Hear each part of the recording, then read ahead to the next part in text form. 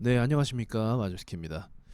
자, 오늘은 데이 트레이딩 관련해서 공부할 만한 자료를 좀 여러분께 주도록 해볼게요. 결국 어떤 기법이든지 익히려면 본인이 그 기법에 대해서 많은 시간을 할애를 해야 됩니다. 기법은 여러 가지가 있는 것 같아요. 제가 봐도 여러 가지가 있는데 결국은 뭐 비슷비슷한데 여러 가지가 있어도 어떤 한 가지를 선택하든지 간에 자기가 그 한 가지에 대해서 제대로 파고 완전한 이해를 통해서 그 기법을 어떻게 사용해야 되는지를 알아야 돼요. 그리고 다음 과제로 넘어가셔야 돼요. 중구난방으로 이것저것 막 건드리면 경험은 쌓이겠지만 결과적으로는 좋지는 않을 거예요. 그래서 이제 그거를 좀 먼저 말씀드리고 싶네요.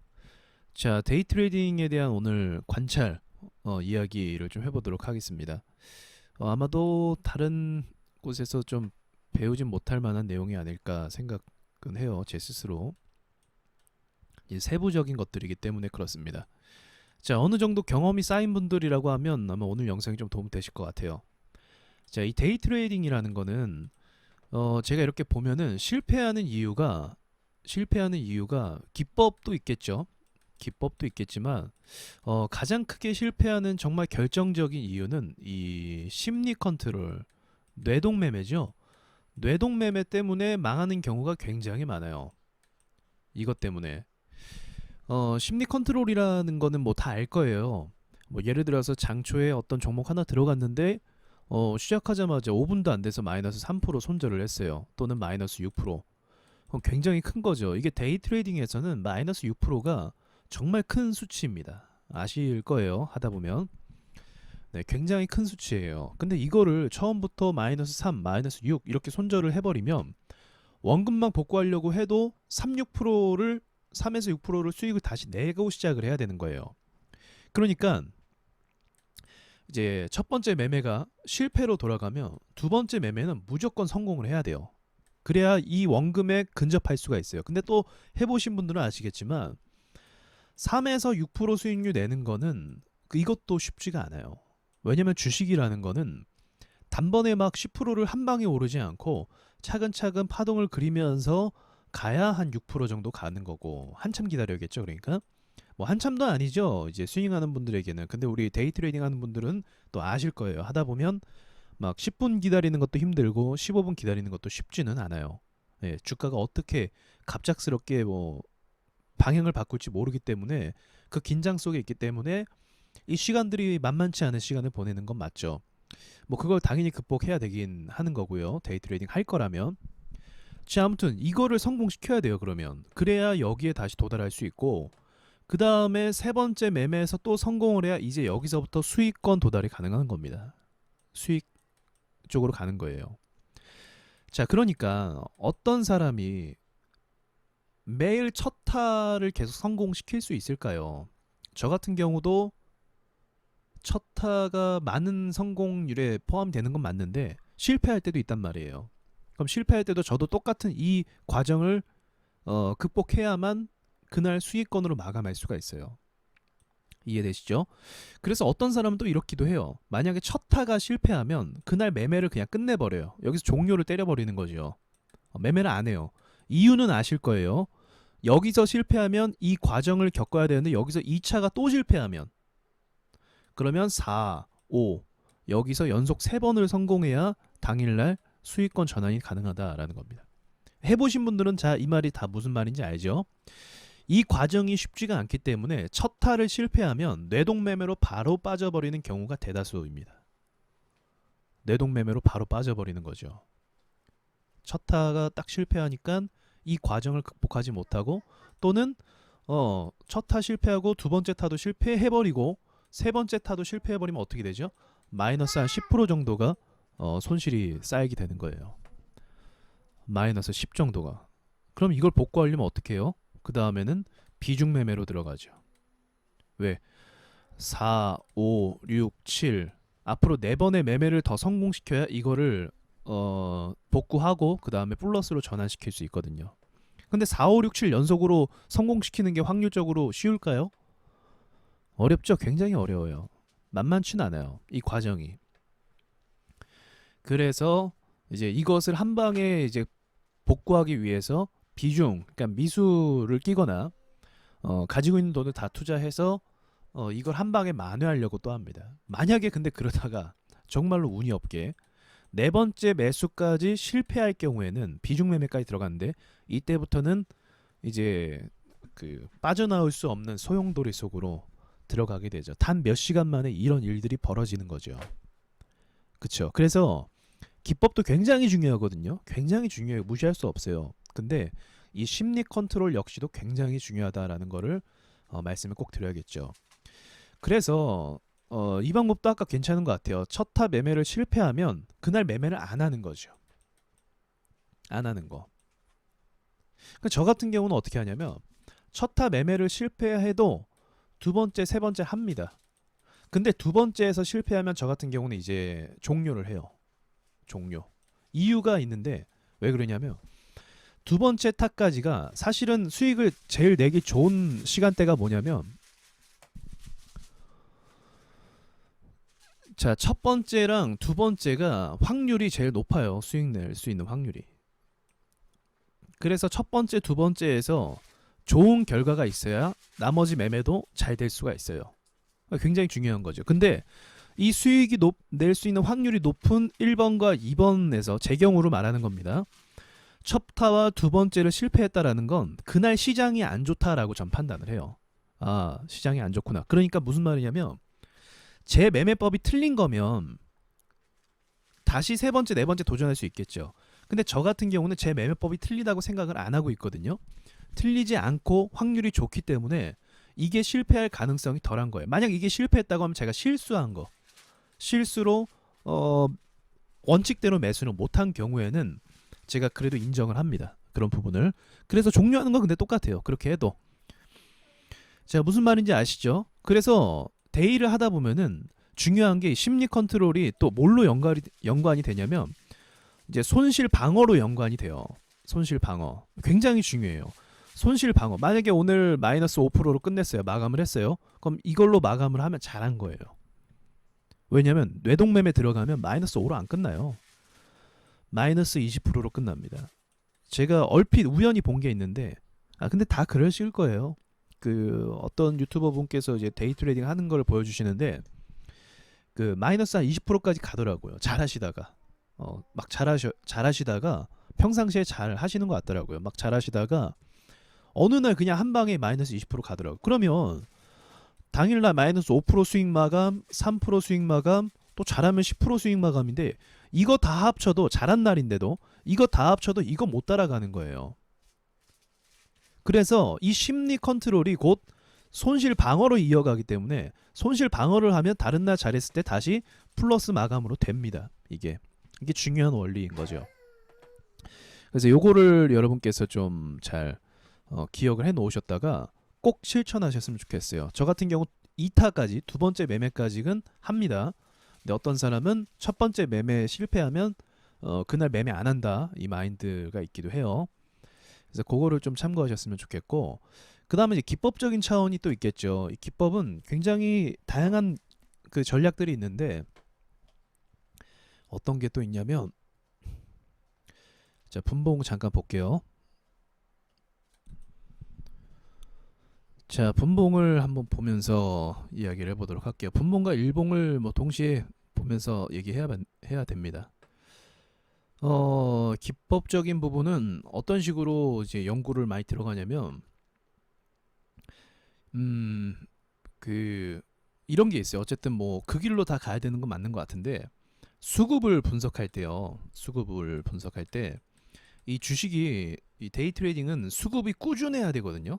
이게 무슨 말이냐면 수급이 꾸준하다라는 것은 당일날 주도주라는 거예요. 당일 주도주.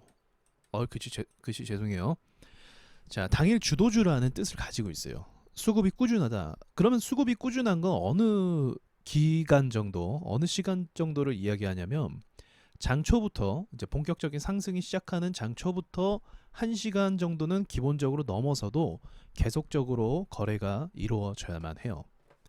그래야 돈을 계속적으로 회전시킬 수가 있습니다. 사람들의 돈도 그렇고 내 돈도 그렇고 비중이 있는 돈도 그렇고 회전을 계속적으로 시킬 수가 있게 되는 거예요.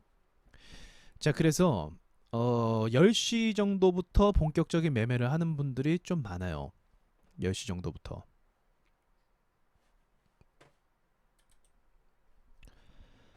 자, 그러면 어느 것을 기준으로 보통 매매를 하냐면 해당 종목이 일봉을 보고 판단을 해야 돼요. 해당 종목이 오늘 내가 매수하는 이날 큰 급등을 갈 거냐를 먼저 판단을 해야 돼요. 더 오를 수 있을 만한 차트냐 이거죠. 그 왜 그걸 판단하냐면 결국 주식이라는 거는 이제 0에서부터 30%까지의 사이의 상승을 가잖아요. 근데 보통은 우리가 발견하는 시그널은 한 10% 정도 전후가 될 거예요. 여기서 수급 사이즈를 보고 네, 수급 사이즈를 본 다음에 여기서 더 갈 수 있는 차트냐 아니냐를 판단한다는 거죠. 그리고 수급이 10%까지 올라왔을 때 그 뒤에도 뭐 15%까지도 수급이 꾸준하냐, 이게 꾸준한 수급으로 움직이고 있냐, 요거를 판단하는 거예요. 그래서 이 10에서 15% 정도의 이 수급을 꾸준함을 좀 판단하고 그 다음에 이 차트가 눌리거나 밀렸을 때 매수 공략에 들어가는 거죠. 그러면 그렇게 됐을 경우에 20%까지만 간다고 해도, 이 차트가 20%까지만 간다고 해도 수익을 볼 수 있는 구간이 한 7% 정도 구간까지가 있는 거예요. 그죠? 보통 20% 이상 올라가게 돼도 괜찮긴 한데 자리만 나오면 매수를 할 수 있는데 대부분의 많은 종목이 상한가까지는 잘 못 가죠. 가는 종목은 있지만 상한가 가는 종목은 시장에서 극소수예요. 전체 종목으로 놓고 봤을 때 말하는 거예요. 수천 종목 중에 상한가를 가는 거는 10개 미만입니다. 그렇다면 상한가를 간다라는 전제로 매수를 할 수도 있겠지만 상한가를 못 가는 그 가능성이 낮다라는 걸 전제로 봤을 때는, 우리가 보았을 때는 20% 정도 상승분이 꽤 많은 이미 상승을 했기 때문에 이 여기까지만 좀 상승을 노리고 매매하는 게 일반적으로 좀 안전할 수 있다는 거죠. 예를 들어서 20% 이상 30% 갈 것 같아 라고 하면서 매수를 했는데 못 가게 되는 차트라고 한다면 오히려 손실을 더 키울 수도 있다라는 거죠. 이해가 되시나요? 이런 좀 계산도 들어가야 돼요. 내가 매수할 수 있는 구간과 내가 수익을 볼 수 있는 구간의 수치가 얼마가 될 수가 있는가를 판단을 해야겠죠. 자, 그럼 중요한 거는 당일날 이 차트가 갈 수 있냐 없냐를 놓고 따지는 거예요. 그게 중요한 거죠. 자, 그럼 이 종목 뭔가요? 이거 일신바이오거든요. 오케이. 자, 일신바이오 한번 볼게요. 일신바이오가 오늘 그 14일날 금요일날 막 수급이 들어왔어요. 급등을 할 것 같아요. 그럼 전제가 먼저 돼야 돼요. 얘가 오늘 상한가 20% 이상 갈 수 있는 차트냐 아니냐를 한번 보셔야 하는 거죠. 어때 보이나요? 여러분이 보셨을 때. 자, 공식이 하나 있어요. 100% 공식은 아니지만 90% 정도의 공식이에요. 자, 전날이 24%까지 올랐죠. 고가가. 전날이 7,090원까지 올랐습니다. 13일날. 그러면 24%까지 오른 친구가 다음날 상한가를 갈 가능성은 굉장히 적어요. 힘들거든요. 그래서 얘는 20% 이상 갈 수 있는 가능성에서 배제가 됩니다. 이해되시나요? 배제가 돼요. 그럼 이 종목을 20% 이상 갈 가능성도 없는 이 종목을 짧은 구간에서 수익은 낼 수 있겠죠. 물론 기법마다 다르니까. 근데 제가 말하고자 하는 건 큰 틀이에요. 큰 틀 안에서 이 종목이 크게 갈 수 있는 자리냐 아니냐를 놓고 봤을 때 쉽지 않은 자리이기 때문에 매수할 수 있을 만한 구간이 적은 것도 맞다는 거죠. 더군다나 자, 한번 생각해 보죠. 전날 흐름부터 우리가 이해를 좀 해봐야 돼요. 자, 13일날 이 차트가 여기서 계속적으로 갈 듯 말 듯 하다가 다음날에 큰 폭락을 했어요. 그럼 종가 베팅한 여기군요. 그러면 이 구간에 지금 악성 매물이 굉장히 많이 쌓여 있겠죠. 계속 흔들었으니까. 저기서 물린 사람도 있고 갈 듯 해서 돌파 매매 노리고 매수한 사람도 있고 여기도 매수한 사람도 있을 거고 상한가 구간이 얼마 안 남았으니까 상한가 노리는 사람도 있었을 거예요. 그러겠죠? 자, 그러면 이런 악성 매물이 많은 상태에서 이 일신바이오가 이거 후속주죠, 근데. 자, 이 친구가 매물을 열심히 소화하면서 갔단 말이에요. 그런데 이 앞에의 흐름상의 특징상 지금 폭락을 너무 잘해요. 그죠? 여기도 폭락이 있었고 여기도 폭락이 있었습니다. 폭락을 너무 잘해요. 그렇다라는 건 이 폭락이 나오면 악성 매물이 강해져요. 그것만 그냥 기억하세요. 강해져요. 그러면 이 강해지는 매물을 이 저항에서 한번 먹어야 됩니다. 무슨 말이냐면 여기서도 폭락이 한번 나오는 게 좋다라는 거예요. 이 사람들이 던져야 되거든요. 근데 여기서 던진 그림이 안 나왔어요. 이 그림상. 자, 그리고 상승 자체도 계속 움직이긴 하지만 지금 어쨌든 이 추세를 보시면 가파르게 상승을 했다라는 거죠. 결국 쉬지 않고 한 18% 정도를 쉬지 않고 달려온 거예요. 이 종목만 놓고 보는 거예요. 자, 그러니까 힘을 너무 많이 써버렸고 아직 악성 매물이 제대로 소화가 됐는지도 확인이 안 됐고 이 모든 것들을 좀 종합해서 봤을 때 이 종목은 지금 차트를 오늘 만들어가는 과정일 가능성이 높은 거죠. 요거를 좀 종합해서 본다고 하면 만약에 얘가 좀 가는 그림으로 가자고 하면은 그러니까 수월한 그림 말하는 겁니다. 수월한 그림은 시초에 물량을 털게 만들어주는 게 좋아요. 시초에. 그리고 나서 여기 그리고 이렇게 가는 경우가 굉장히 많습니다. 이게 일반적인 보내는 차트 유형의 패턴이에요. 이게 굉장히 많은 패턴이에요. 시초에 크게 안 밀어요. 안 밀고 옆으로 놀다가 보내는 경우가 굉장히 많아요. 그러면 당일날 20% 이상은 또 갈 수도 있는 가능성이 또 있기도 합니다. 그런 경우에는. 근데 그런 게 아니기 때문에 일단은 좀 정상적이지 못한 차트죠. 그래서 이런 정상적이지 못한 모양 있잖아요. 좀 너무 흔들고 너무 큰 폭락에다 갑자기 너무 오른 차트 이런 거 안 하시는 게 좋아요. 안 하는 게 좋아요. 변수가 언제 작용할지 모르거든요. 그게 정답이네요. 변수가 언제 작용할지 몰라요. 그래서 큰 돈을 넣기에는 전제 자체가 좋지가 않다. 전제 자체가. 전날 급등했고 당일날 시초부터 폭락했고 그리고 다시 끌어올리는 거고. 힘들죠. 그러면 세력 입장에서도. 자, 그런 거고요. 자, 그 다음은 특수건설을 한번 볼게요. 당일날 급등을 할 수 있는 전제가 필요하다라고 했죠. 자, 특수건설은 지금 뭔가요? 재료가 강하죠. 재료가 그 지하터널 관련주로 재료가 강하단 말이에요. 그리고 이제 13일날 폭락했고 반등장 주면서 한 분봉으로 또 보도록 할게요.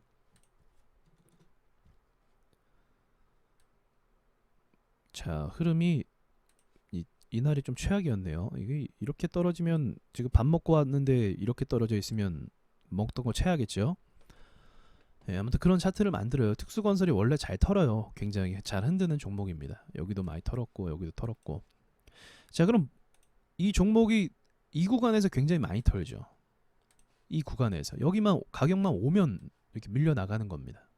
여기만 오면 또 여기 가격 왔다가 밀려 나갔고, 근데 여기를 계속적으로 이제 장악을 하려고 하는 거죠. 그죠? 이 가격을. 그러면 일봉상 전제가 얘가 오늘 크게 갈 수 있냐 없냐 어떻게 판단하시나요, 여러분들은? 저 같은 경우는 좀 좋지 않게 봐요. 전제 자체를. 왜냐면 꼬리가 너무 많아요.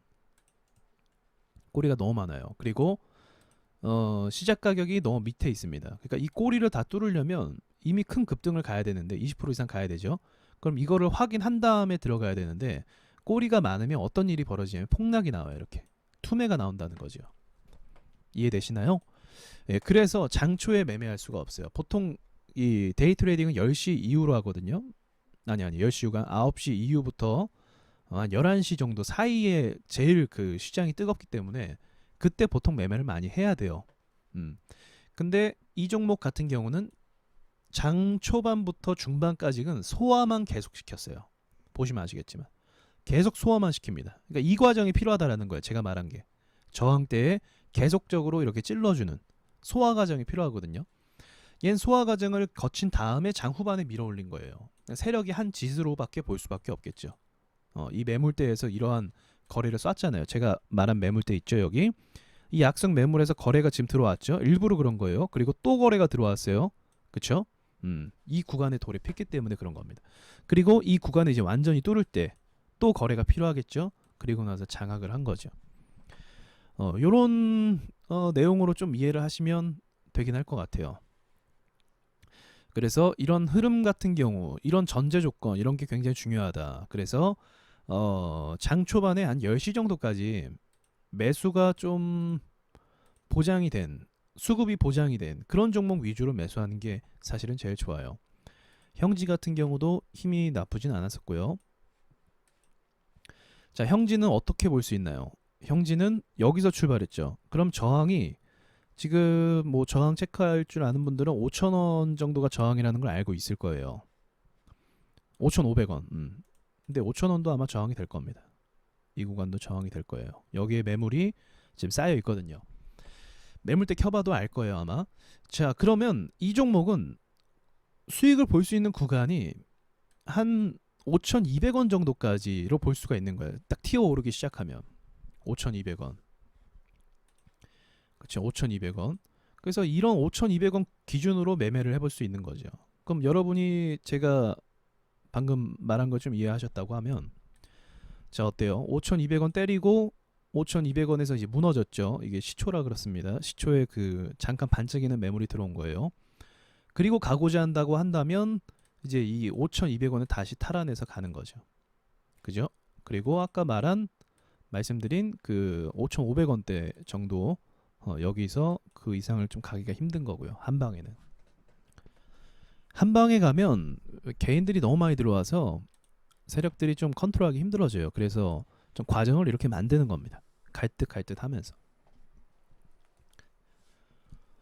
자, 그럼 이거는 방금 전에 봤던 그 5,200원을 제가 찝었는데 그 5,200원 기준으로 저 차트가 저렇게 움직이는 걸 확인할 수 있었겠죠? 네, 이런 식으로 과정이 만들어지는 것을 보면서 가는 거예요. 장 초반에. 동신건설도 한번 볼게요. 동신건설도 이게 너무 얘도 이제 초반에만 좀 움직였는데 한번 보도록 해보겠습니다. 뭐 아까 형지랑 비슷하네요. 동신건설 이것도 어떻게 판단할 수 있냐면, 자, 점상 찍었죠. 그럼 뭘로 생각하냐면 얘는 세력이 진짜 힘이 센 거예요. 이런 차트들은 정말 힘이 센 차트라고 볼 수가 있습니다. 자, 그럼 전제를 해요. 얘가 오늘 크게 갈 수 있을까? 근데 저 같은 경우는 이거를 크게 갈 수 없다라고 좀 단정을 지어요. 왜 그러냐면, 자, 왜 크게 갈 수 없냐라는 전제를 좀 갖고 있냐면, 일단 55,000원이 저항이고요. 그 다음에 6만원 정도도 뚫기가 힘들어요. 이 구간이. 그러니까 더불어서 지금 차트를 보시면 저평가되어 있던 가격이 한 5,000원 근방이거든요. 5,000원에서 지금 이미 10배를 띄워버렸습니다. 10배를 띄워버렸으면 세력들이 던지면 던졌지 더 올리기는 쉽진 않다는 거죠. 이미 비싸져 버린 주식이 됐으니까요. 이해가 되시나요?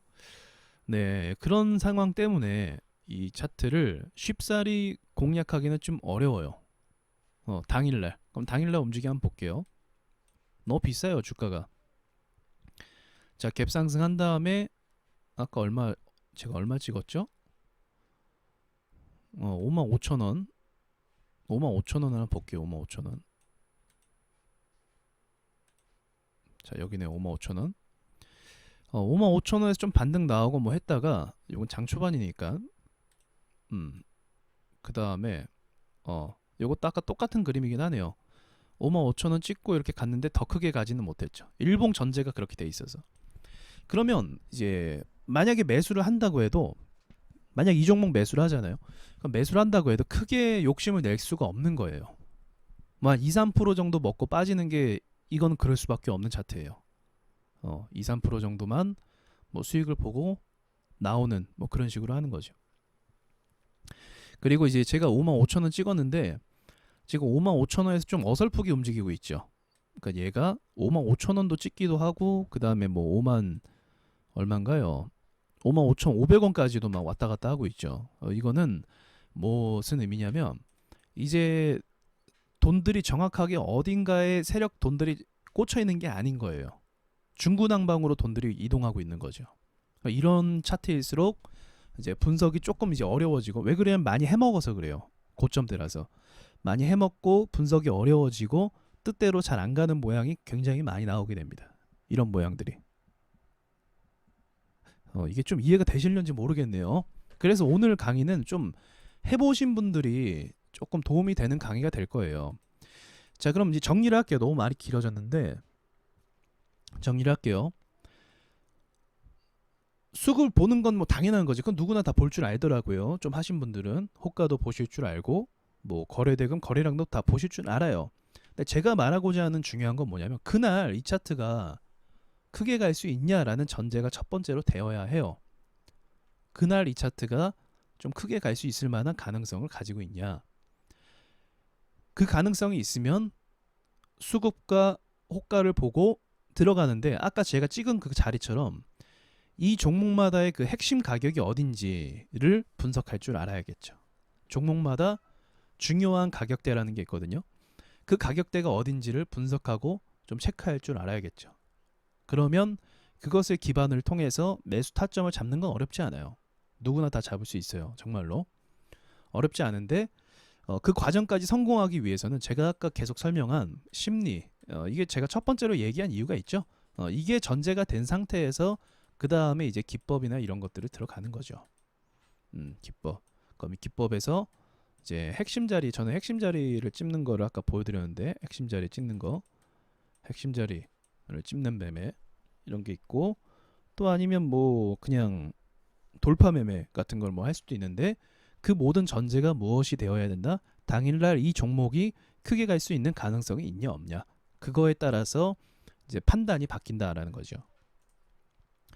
당일 수급만 좋아도 하는 경우가 있는데 그런 경우에는 근데 확률이 점점점 떨어지기 때문에 괜히 그 확률 떨어지는 거를 건드릴 필요는 없어요. 그럴 필요는 없습니다. 마지막으로 하나 종목을 좀 보고 싶은 게 KPM 테크를 한번 봐볼까요?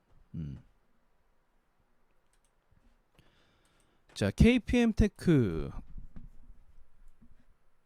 오늘 크게 갈 수 있을 만한 차트냐라고 보면은 그렇다라고 볼 수가 있어요. 왜냐하면 KPM 테크 자체가 여러분도 다 아실 거예요. 이 종목을. 이게 힘이 굉장히 좋았어요. 그리고 지금 쭉 눌리는데 한 번도 제대로 된 파동으로 상승한 적이 없어요. 지금 거의 1년 됐죠? 9월 달부터. 그럼 오늘 급등을 힘을 제대로 주면 오늘 크게 상승할 가능성이 있는 차트 중에 하나인 거죠. 이 전제로 보는 거예요. 이 전제로. 그렇죠. 이 전제로 보는 겁니다. 자, 그러면 이제 거래가 죽어 있었기 때문에 한 방에 트진 않지만 여기도 보시면 이런 거 다 힌트가 돼요. 자, 여기서 거래가 처음에 조금 들어왔죠. 당연하죠. 왜냐면 호가가 죽어 있으니까. 그 다음에 거래가 조금 제대로 들어왔어요. 이게 이거랑 비교해서 보면 좀 작게 보이지만 아니에요. 이거 엄청 큰 거예요. 그죠? 이거 엄청 큰 겁니다. 지금 거래량이 90만 주예요. 엄청나게 들어온 겁니다. 이거 한 방에. 장중에 뭐 검색식 켜놓거나 저기 뭐 여러 가지 뭐 쓰시는 분들은 아마 포착을 했을 거예요. 자, 그 다음이 중요하겠죠. 이제 그 다음 뭐가 중요하죠? 그 다음 또 들어왔는데 이게 지금 이 거래를 뚫고 몇 배가 터진 거야? 전봉 대비해서는 700%네요. 그러니까 한 2000% 되겠네요. 그 전봉들에 비하면은 2000%가 한 방에 터진 거예요. 그러면 이런 종목은 간다라는 전제로 매수를 할 수 있는 거예요. 이런 종목은. 그죠? 시간대도 오전대고 힘이 좋은 시간대고 갈 수 있는 전제로 볼 수가 있는 거죠. 어떤 걸 보고 판단했죠? 일봉 상태를 통해서 이제 뭐 엄청나게 이렇게 저항이 막 있어갖고 얘를 막 방해하고 누르고 막 그런 게 아니고 이제는 좀 사람들의 관심 속에서 벗어난 상태에서 세력들이 이제 끌어올리기 좋은 시간대가 됐다라고 판단하는 것과 그리고 분봉상으로 수급이 한두 번 들어온 게 아니죠. 한 번 들어왔다가 그 다음 여기서 이제 들어왔는데 그 다음 들어온 게 지금 거래량이 한 방에 400만 주 들어왔어요. 400만 한 방에. 그러면 지금 얘한테 돈이 몰린다라는 판단을 하고 기준점을 잡고 매수를 들어갈 수 있는 거죠. 진짜 못해도 이 친구 있잖아요. 이 거래가 들어온 이 친구 기준으로 잡아도 여기선 수익 구간이 되죠.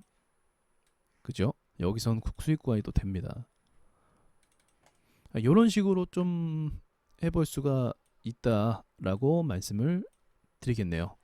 데이 트레이딩을 기법 차원으로 좀 세밀하게 들어간 건 아니지만 중요한 좀 핵심 원리를 오늘 좀 말씀을 드렸던 것 같아요. 뭐 이런 식으로 스윙도 그렇고 뭐 눌림목 매매도 그렇고 다 어떤 개념들이 있습니다. 개념들이 있어요. 그러니까 이거를 다 이해하시면 수익을 낼 수밖에, 저는 그래요. 수익을 낼 수밖에 없다고 생각합니다. 이 개념들을 다 이해하시고 숙지된 상태에서 만약에 지금 영상을 보시는데 그냥 다 이해가 돼요. 아, 저 사람이 저 얘기하는 게 무슨 말인지 다 알아. 그럼 잘하시는 거예요, 이미. 근데 뭐가 문제죠? 심리 컨트롤을 못하는 거예요. 그건 별도의 문제거든요. 그거까지만 잘하시면 주식에 이제 내공이 쌓이고 수익 내는 거는 그렇게 어려운 문제가 아니게 되는 거죠. 대형의 문제가 또 있는데 손절의 문제도 있겠지만 뭐 매수를 할 줄 안다는 건 손절도 할 줄 안다는 거예요. 매수 자리를 안다는 건 손절해야 될 자리도 아는 거예요. 자연스럽게 올라갈 자리를 아니까 내려갈 자리도 아는 거죠. 당연한 거라고 전 생각해서 손절까지는 얘기를 좀 거르도록 하겠습니다. 만약 손절을 할 줄 모르겠다, 그거는 이제 매수 자리도 제대로 모른다라고 이제 말씀드릴 수 있겠어요. 매수 자리를 제대로 모르니까 손절 자리도 모르는 거예요. 올라가는 자리를 알면 내려가는 자리도 알 수밖에 없고, 또 하다 보면 투매라는 게 있어요. 급락 이런 게 있어요. 급락이 있습니다. 급락은 이제 내가 만약에 여기 보합 주길래 샀어요. 근데 급락이 나와요. 급락은 그냥 무조건 손절해야 돼요. 급락 나오면. 급락 나오고 원금 기대하면 안 돼요. 진짜 안 되고, 수익 기대하면 안 되고, 원금은 기대해 볼 수 있거든요. 근데 급락 나오고 다음 봉에 반등 살짝 줄 때 나와야 돼요. 무조건 나와야 됩니다. 무조건이에요. 왜냐면 여기서 급락 하나 더 나올 수도 있거든요. 급락은 또 급락을 낳을 가능성이 좀 높아요. 급락 나오고 추가 급락 또 나오면 마이너스 6, 7 이렇게 됩니다. 8 이렇게도 돼요. 그래서 절대로 들고 있으면 안 돼요. 리스크 관리 차원에서 어쩔 수 없이 급락 맞으면 손절하고 컴퓨터 꺼버려야 돼요. 어쩔 수 없거든요. 그 급락 자체를 괜히 들고 있다가 계속 고통 속에 머물 수도 있거든요. 그래서 이러면 절대로 안 된다. 손절도 매수만큼 중요하다. 손절과 매수 중에 뭐가 더 중요한가요? 조금 더 손절이 중요한 것 같아요. 해보니까 손절이 더 중요한 것 같아요. 왜냐하면 손절을 못할 경우에 주가가 계속적으로 크게 밀려서 다음 날까지 오버나이트 해버리면 내가 매수할 돈이 없는 거예요. 그러면 안 되겠죠. 손실 더 커지고 벌은 거 다 잃어버리고. 그래서 이 손절도 굉장한 기술 중에 하나긴 합니다. 근데 매수 자리를 잘 알면 손절을 할 수밖에 없어요. 알 수밖에 없어요. 자, 오늘은 여기까지 말하고 마치도록 하겠습니다.